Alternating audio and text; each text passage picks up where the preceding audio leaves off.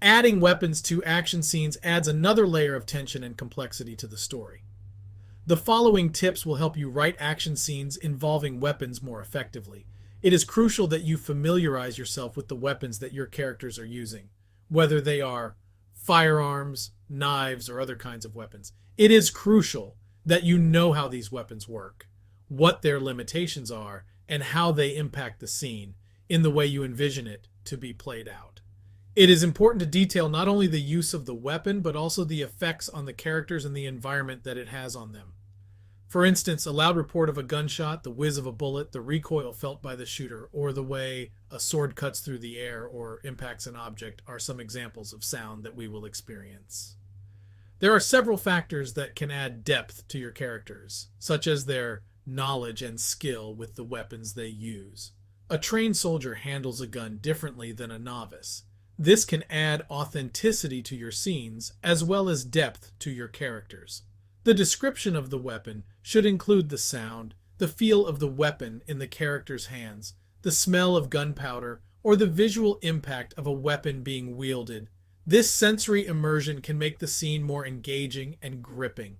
The ability to show tactical thinking in an action scene is important, especially if your characters are armed with firearms or engaged in strategic combat.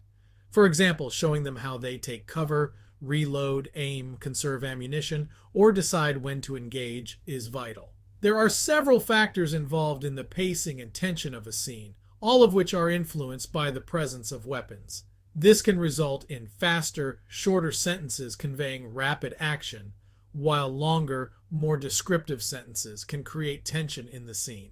It is important to avoid making unrealistic claims about how weapons are handled and the consequences of using them, including recoil, reloading time, accuracy issues, and the emotional and physical impact of using a weapon on someone else.